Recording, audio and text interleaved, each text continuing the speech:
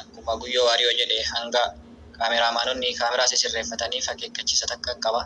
Warri gubbaa jirtan kun takka illee gadi hin bu'ina. Iddoo keessan gadi hin dhiisina. Yeroo isin gabbuutan kan biraa ol bahuudhaan nu jeeqan waan ta'eef.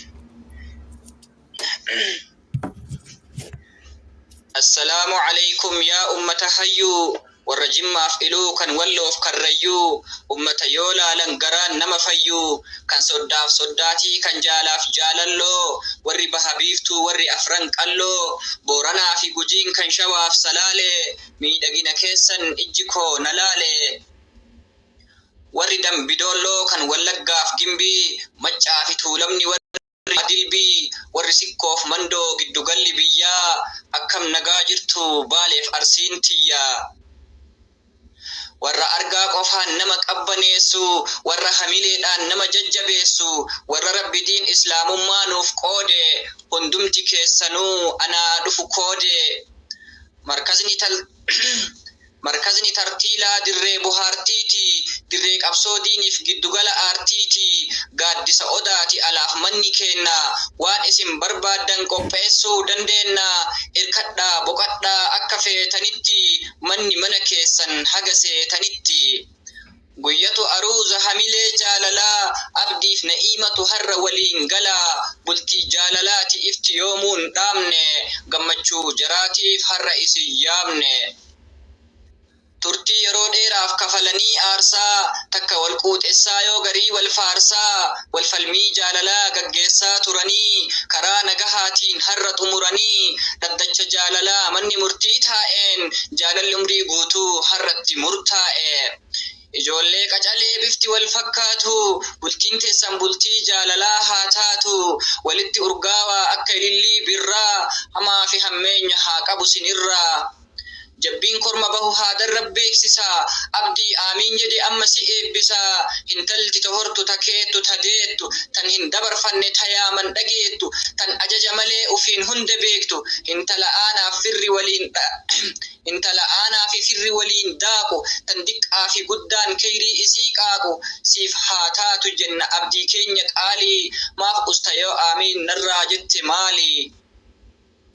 Jaalalli qilleensaa qilleensumaan dhuma, yoo jedhan dhagahe hedduutu gunguma, teessan akka akkas hin taane gonkumaa, baarakallahu lakumaa wa baaraka alaykumaa, wal wajjin dulloomaa walii filaa arrii, wal jaalala keessan hin jijjiirin barri. Kutaa Oromooti Booranaaf bareentuun, utubaa jiruuti hamileen qajeeltuun, korbeessa re'eeti kan areedan fillee, wal jajjabeeffadhaa akka fakkii killee. Maqaallachuu keeti na'iimaa fi urjii, rabbitu suuf maqaallachuu keeti na'iimaa fi urjii, rabbitu siif qoode jaalallee burtujjii, bareedaa faatonni argachuuf dharraatu, kaarruu morma saarraa meerkuriin rarraatu, faaya budaa dhoysan kanan aarsin nurraa, dubbiin qoosaa miti jabaadhu mushurraa. Atis gurra banii na dhagahii gurbaa, hararraa jalqabii haqi silkii durbaa, aadiin deebisinii hidhadhu silkii kee, yoo didde na'iimaan sitti himti likkii kee. Akka durii miti amma waliif halaalii, akka daawwitiitti fuula keessa laalii, amma humna keetii gammachiisuuf yaalii, janajjanaan amma takaleessan maalii, jaalala mi'eessita duraatu caalii, karaa buusuuf malee tan kaleessun maqaa, har'a I love you'n takkattiin sadaqaa, nama keessa beekuuf kun dharaamii haqaa. Jecha babbareedaa qalbii isii raasu, kan bakkuma teettee nashaaxaan ol kaasu, kan miira mirqaansu akka waan qamaatee, kan siyaamaa ooltu akka waan dhamaatee, faaruu akkasiitiin onnee qabbaneessi, lamasiin dhalattuu urjii jajjabeessi, akka hinaaftotaaf hin banamne karri, yeroodhaaf lalistus galman geettu dharri. Bineensa mukaati hilleessaaf osoleen, hinaaftota teessan haa buutu mogoleen, harka uf haa nyaatan akka soorataatti, lafa haa kotootan akka boorataatti, akka aduu samii gubbaa gadi ifaa, maashaa Allah jenne wanni nyaattan sifaa. Isin haa razzaqu akkuma simbiraa, qabeenyi halaalaa haa guutu simbiraa, horaa lafa guutaa hintalaa fi dhiiraan, Rabbi haa awwaatu aamiin jedhaa miiraan. abdii keessi guddaa umritu ijoollee takkaa bakka badii miilli isaa hin oolle ilma nama guddaati hayyuu ilma kabajaati kan kabaju wayyuu guddisa guddaati guddatu guddise kunoo hamma gayu har'a nun mul'ise.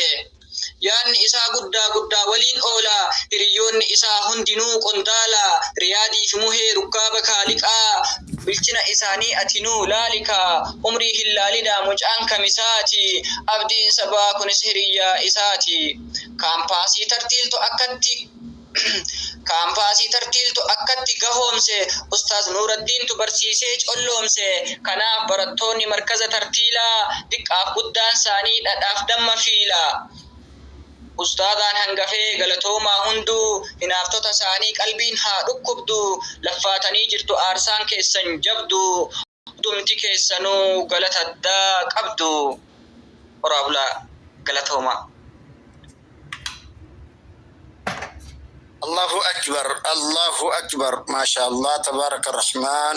Seenaan yaadachiise seenaa dhugaa kaleessa oromummaa ba'anii qabsaa'onni kaleessa amantaan qooduuf jennaan diinni gammoojjii keessa amantaan nun qoodiinaa nu itti waliin gallu oromoo taane baane somaalee taaneen gallu jechuun tokkummaan ka'uun irree diinaa duratti warra wal qooduu jibbe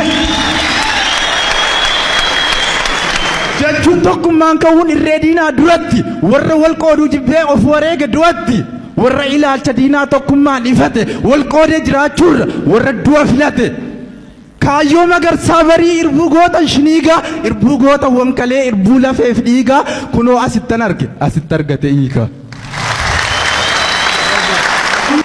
Silas dirree raqaatii waraabessa tuyuusa jaalallirree haqaati jibbi maal bu'aa buusa hin ta'u jedhaa didaa isa addaan nu qoodu tokkummaan fala fidaa cabsaalaagaa wal oodu.